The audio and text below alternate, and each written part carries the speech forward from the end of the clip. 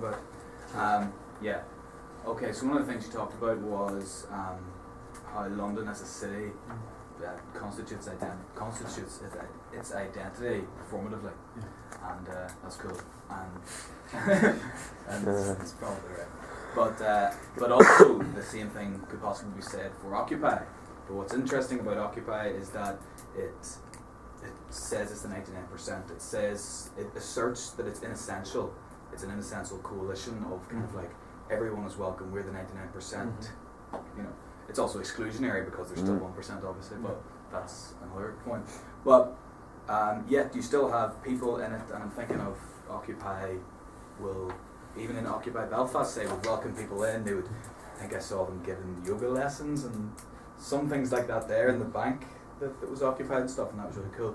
But at the same time, you would get articles posted by maybe SWP, the Socialist Workers' Party, who would write articles saying why Ron Paul doesn't belong at Occupy, right? And it's sort of like this hospitality extends to a certain limit, whereas maybe some other people think that Ron Paul fitted perfectly in to some of the things Occupy was trying to talk about or do.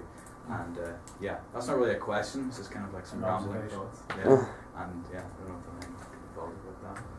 Yeah, I mean, that's really interesting, and it goes to the question of kind of hospitality and hostility. I think that the denial of kind of setting out a program and setting out coherent, clear demands that everybody agrees with is crucial, because it shows that kind of lack of a univocal position, lack of leaders, a lack of a hierarchy, the horizontal structure, all the kind of what people call the rhizomatic quality of Occupy, the fact that it doesn't operate on traditional sovereign terms that we understand political authority working through. So the Socialist Workers' Party can do that, but they don't speak for the Occupy movement, and they can't, because nobody does fully speak for the Occupy movement. So that's what's interesting about it, in the way all its kind of innovative techniques like the human microphone, the horizontal leadership, the way it organises and operates authority, that's what's fundamentally kind of resistive and politically disobedient about it. It stops it being what some people want it to be, which is a new form of communism or whatever, but that's what I see as a good thing, personally. So there's like a tension between like it saying it's the 99%, right, but also it being a ripple against global capitalism. You know, we're the 99% queuing outside Starbucks. You know what I mean? There's kind of like something strange about that. There is something strange about it, but it makes sense if you can't remove yourself from that. You have to buy. You know, if you want coffee, you have to buy it somewhere. And it doesn't really matter whether you buy it from Starbucks or, well, maybe it does. Maybe there should be more of a negotiation and a reflection on which companies you're endorsing. And the way that Starbucks, for instance, uses fair trade to promote its particular brand of liberal capitalism. But I don't think that's not a knockdown blow, which people in the liberal and right-wing media seem to think it was. Sort of thinking, I mean, obviously when you see the images and stuff of most of the Occupy movements, when they are portrayed in sort of different media and stuff, they are generally them just queuing outside Starbucks on their Macs, getting a Happy Meal or something. I sort of look at that, and maybe as you're saying that there's a sense of sort of irony. I know that they can't necessarily opt out of capitalism, but in terms of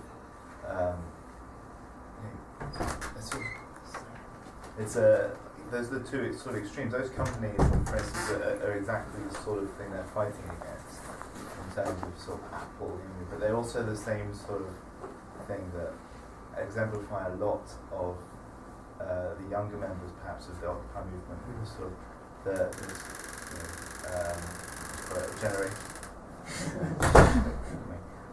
the sort of creativity generation and stuff, sort of Apple and Starbucks is sort of the young entrepreneurial, but quite thought.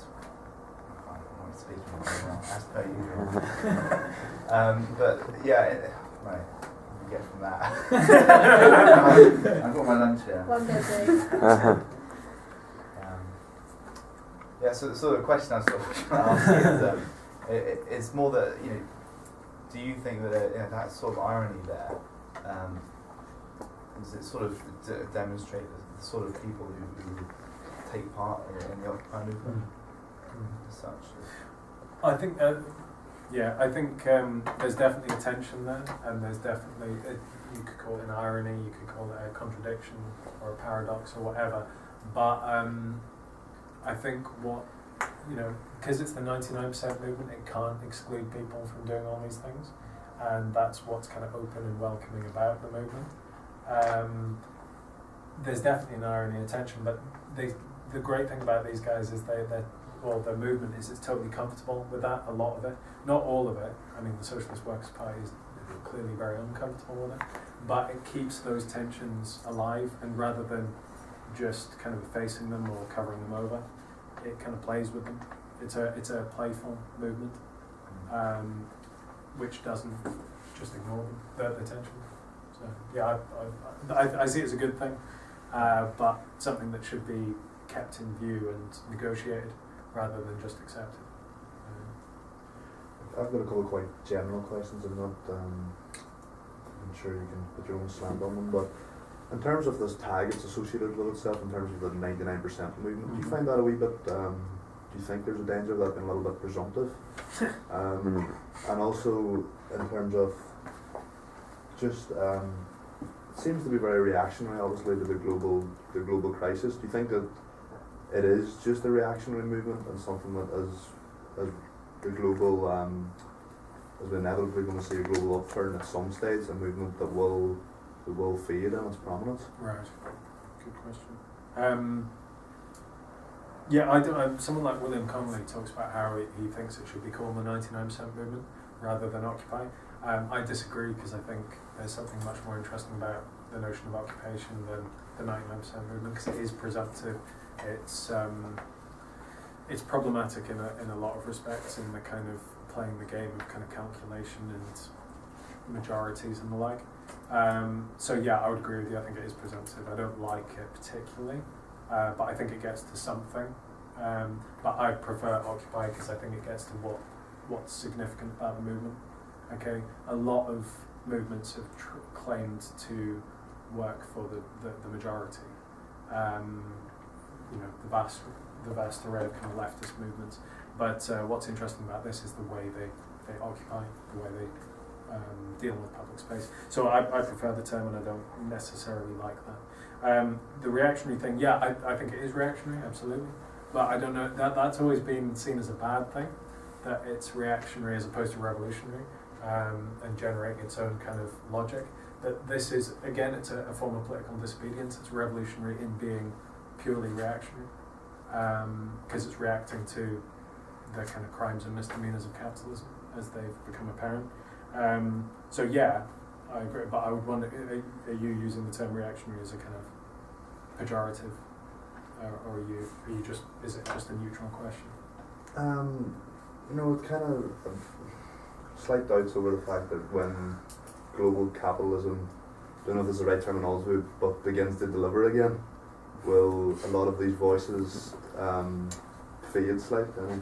John, I think it is, will have probably different views than they own, or I'm not putting forward a view, I'm just putting forward a possible scenario, but I'm just wondering, when global capitalism does start to provide more success than it's providing currently, will these voices begin to fade, and this is just a phase, if you like? I guess my kind of old leftism is completely confident in the fact that capitalism will always, and has to by necessity, produce crises. That this isn't the first or the last of the crises of capitalism, and it just seems okay. So there may be a period of deliverance, and Occupy has already. The quote from Giles Fraser where he says it, that it is there. Where he says it is there, he then says, but now it isn't, and already the kind of Occupy movement seems to have faded. But the moment that the next crisis occurs, and we're not fully out of this crisis, because capitalism is cyclical, Occupy will become the key reference point. It becomes a periodic movement, isn't it? It could do, yeah. I mean, because it's reactionary, it has to, be to an extent. because I don't think it is. I mean, it's not going to get rid of. I don't think it's essentially revolutionary. I think it's mitigating. The attempt is to mitigate the worst effects of capitalism, not overthrow capitalism. It doesn't speak with one voice, so you can't say what Occupy does, but it seems to me the majority of the tendency that has come out of it has been mitigative rather than revolutionary. Right. In which case it's reactionary, and it'll be relatively periodic. But it's not fully gone away either. Occupy Belfast, Occupy London is still kind of going on, just not in St Paul's, and it's going on all over the world. So yes and no. Would you not agree that one of the main reasons that the Occupy movement has sort of fizzled out in the moment is because they didn't publish a set list of ideas or demands, and the idea of it's very easy to say, oh, there's a problem with capitalism, but unless you say, well, here's a solid political or macroeconomic solution or alternative, people are going to say it's easy to criticise until you can actually say something that's have a solid idea to have an alternative, then people aren't going to pay attention to you. Like, it's easy to occupy, but it's a lot harder to try and find solutions to what you may disagree with capitalism. I think that's where Occupy fell down in a sense. Like, it's easy to criticise, but not actually do something about it. Yeah, I think for one thing, I think Occupy did generate certain suggestions. Andrew Baker's just emailed with certain things that have come out of Occupy London. So I don't think it was completely bereft of any kind of innovations in that respect or solutions. But I think the desire not to and the kind of holding out against producing a programme is what makes it politically disobedient and politically interesting. Although the attempt to make it be like every other political movement and produce a programme is what is a kind of disciplining move. It's telling it to be a certain way, and making it speak with one voice, which for me is actually kind of quite banal, like potentially banal, and it would have actually led to the death of Occupy before it may have faded initially. But the other thing I was going to say was, I think this way of being is actually what generates the potential novelty that comes out of Occupy. The fact that these people who wouldn't necessarily be together in any other public space and be living together have come together and generated certain ideas and certain ways of living that wouldn't have. I think there is something about community there that is coming out of Occupy. There are also, that's not to say that it's all good. There are problematic power relations, especially in Occupy Wall Street. But there's something being born out of it, different ideas of community that wouldn't come about otherwise. It's just not necessarily what we might want in terms of a kind of leftist set of solutions. Can I just add something on that? I'm just directed nearly both Dan and Connor. Do you not think, though, as a resistance movement, it doesn't claim to provide or offer solutions? It just claims to flag up problems. And maybe it's not the role that it sees or has for itself to provide an all-conquering solution to the problems it flags up. I definitely don't think it sets itself the task of providing a so it's not solution. Yeah, it's not really. I can't take criticism of it for not providing solutions. So it becomes kind of slippery. Right? So you can't gauge the success of a movement that doesn't have a programme, so it can't be dismissed. It's maybe a good thing. Yeah, but that's maybe a strength, conceptual strength of it anyway. And also because it's completely open to what could result from it. Because it doesn't set itself the task of producing a programme. You don't know what's going to come out of Occupy still. It might fade, or it might actually generate something much bigger. But that's where its real kind of potentially revolutionary kind of force comes from. But we just don't know. So the idea, like, even though it's been over a year since, well, like, the Occupy movement has become it has become the talk of the media and the political class. Like, has there anything real or alternative been born out of it, or is still what occupies still its embryonic stage of bringing change, or will it bring change? The thing is, I'd want to still say you don't know. We don't know what's going to result from. I know you want kind of like clear answers on this, and I guess you're a PP student, right? So it kind of makes sense. We're programmed to ask for clear answers to these things, but what I like about Occupy is that there are no clear answers. That And that might seem really dissatisfying, in a sense it is, but it's also kind of what's potential in it. It's what Derrida talks about as the to come, what may come but may not. Like leaving that open to interpretation now, that like you don't know what it's to come, like what do you reckon like the chances of the message as it is now become distorted in the future? Like do you reckon like what Occupy stands for now is going to carry through in a couple of years? Well, in terms of all I've made the claim for in this paper is about its way of dwelling as a resistive critical ethos, resisting the ethos of the global city and globalisation. And I think there's always the potential for that to be changed or altered, and certainly because the movement is so diverse, there's no necessity that this will be the same in 2 years' time or a year's time. I wouldn't want to predict it, but and I would hope that it remains with this critical ethos.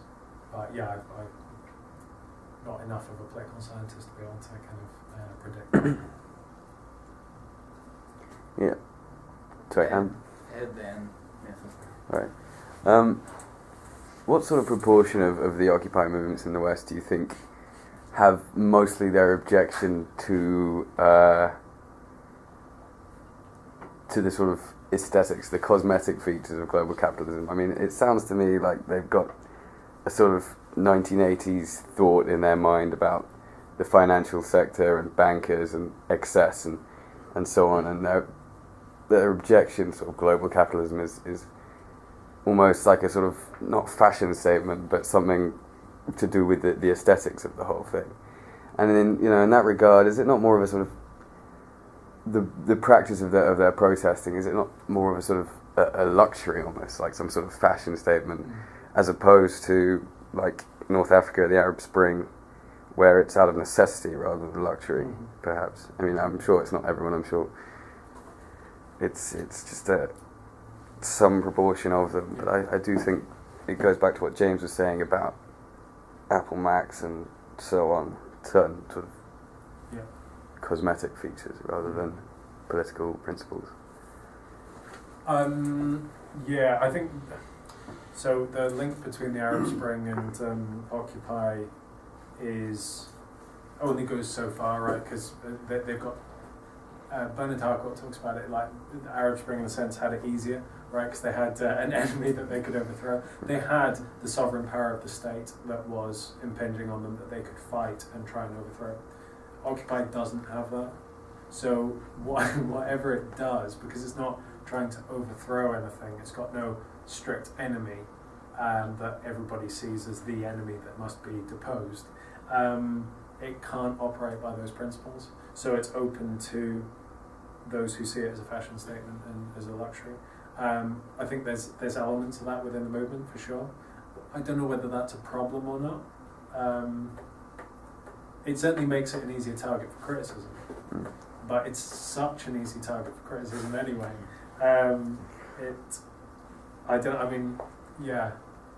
I guess I don't really see it as a massive problem. I think what's interesting is the way it opens this space for these people to protest about fundamentally different things. If you look at the way the Daily Show in the US covers Occupy Wall Street, and the different people campaigning next to each other about fundamentally opposed ideas, like one blaming the Jews for everything, and the other like kind of pantheistic free earth notion that are just completely different. I don't know.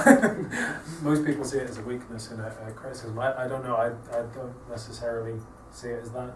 It's just a way that's what unites the movement, is its way of dwelling, and whether that way of dwelling is with a Apple Mac or with joysticks and whatnot. I don't know that it necessarily affects the I just think it might to some extent explain why it didn't have such a lasting hold. I think they've sort of consumed their optimal amount of occupation / camping or whatever, and then they've decided to Do you think it would have been better if they stopped people treating it as a fashion statement in this election? Yeah, I think they should want to be taken more seriously. I mean, I remember TV shows where they sort of interview people who are kind of a bit sort of home counties and very, very, very nice, and they just sort of have these vague ideas that things are not so good and a bit unfair, but they don't really know. This sort of stuff. Mm. Yeah, I mean, I agree that it opens up to more criticism, but again, then you start the hostility that Occupy doesn't show. You start utilising the kind of sovereign power of the state to say this is an acceptable form of protest and this isn't, and you with your home county's accent and your Burberry clothes aren't allowed in this. No, of course. Yeah, and so it's really tempting to go down that line, but my claim about hospitality and ethics rather kind of means that I would resist that. Yeah, I think you mentioned earlier about how the Occupy movement hasn't had any effect on policy so far. What do you think it needs to do to have an effect? Because I know it hasn't placed any concrete demands on politicians. Well, I just obviously see that as a strength of it. But what do you think it needs to do to have an actual effect? Because I haven't heard any politicians even address the Occupy movement. So what do you think needs to happen for it to actually have a real influence? Well, again, to restate one point, I think we don't know what kind of influence it's had yet. I think something could result from it, which is really significant. But I'd also, the way we see politics, what I think is great about Occupy is that it changes the way we see politics, right? So the way we understand politics and the way politics is taught at this university tends to be, in most courses, about how we affect policy and how we change policy, and that's having an effect, having a political effect. But actually politics is far broader and wider than that. Politics is about the various different ways in which you're governed, and I would say that this act of not circulating and remaining immobile is itself a change, it's a resistance, it's a counter-conduct of the way you are governed. So I would, now, in terms of whether it has an effect on real policy, it may do. I mean, there's talk in the US about how Occupy Wall Street allowed space for Obama to be more radical and the like. I don't know, I mean, that's possibly true, but it's not really what interests me, I'd say. It may generate policies, it may generate ideas for government policy, but that's not what it's aiming at, and that's not, I think, why it's politically interesting. I think what's interesting about it is the way it changes our view of the political, and what we should study on a politics course, or on what most of you guys are probably on the PPE. This is about politics, philosophy and economics, but it's about not policy, but about dwelling, about being, about your way of being as a political, philosophical and economic agent. So that's what, it's a good question though, and I'd have to actually look into it more to be able to answer it properly. I just had one thing about when you see on the news or anything, there's a lot of people wearing things like V for Vendetta masks, which sort of alludes a lot to the anonymous movement as well. Recently, there's been more about anonymous and stuff in the press due to hacking threats and everything, and see cybersecurity and stuff like that has been a far sort of greater sort of threat recently. And do you think perhaps movements like anonymous, although closely linked, not quite the same as Occupy necessarily, have more ability perhaps to achieve something because they cause a threat like that, and because through cyberspace, more so than occupying a space, but more occupying cyberspace? I don't know enough about Anonymous, and that's something that I hadn't even thought of and I'll have to look into. I would think it's a different thing. I think the use of the V for Vendetta mask is kind of uncomfortable because it's actually a Guy Fawkes mask, which kind of ties it into a certain type of kind of revolutionary politics. But I don't know enough about Anonymous to comment, but I'm going to look into that. It's good. It's a really good question. An interesting idea is, you mentioned the idea of global capitalism isn't fixed or space or time, and the idea the idea of even trying to occupy Paternoster Square would stop the work of the London Stock Exchange, where anyone can tell you that the work in the stock exchange can be done by the people working there in their bedrooms on their laptops, and because everything's online and everything is less fixed to actual buildings, trying to occupy a space is that undermined by the way how everything is so mobile and everything is not in cyberspace but less tied to actual physical locations, and that's where Occupy is kind of left behind in a sense. Yeah. That's what Stuart Lee's claiming. I disagree because I think the global city is a space where you can stop the London Stock Exchange operating in the same way, and you can produce a shortfall even if not long-lasting or particularly damaging. But I mean, I'm interested more broadly in like anarchist groups like Space Jammers, who have all sorts of techniques. Have you seen what these guys do in terms of like they get 100 people walk into Topshop and just stand there, and means that nobody can move around in Topshop. It's amazing what jamming space can actually do in terms of stopping consumption and circulation, and it reveals the way we need that circulation and mobility to consume. Or they walk around Topshop with signs that say 50% off everything, you know, like on their shirts, Topshop shirts. It's literally kind of subverting the way the space is used. I think it would be surprising if those were larger scale protests, the extent to which they could stop the circulation of the city and the consumption that it kind of enacts. But that's not what Occupy does.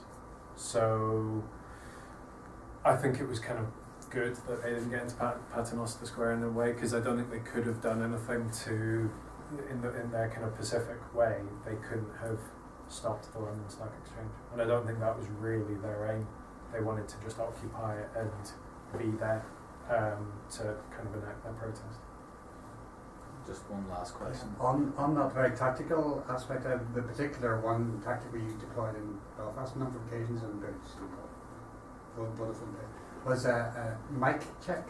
Oh yeah, yeah. So it worked quite well. Very, very amusing. Yeah. Seemed to keep us out of trouble until the police were out. What These sort of was that? technicalities are kind of Mic check. Mic check. What's Yes. that? I don't know what does that involve?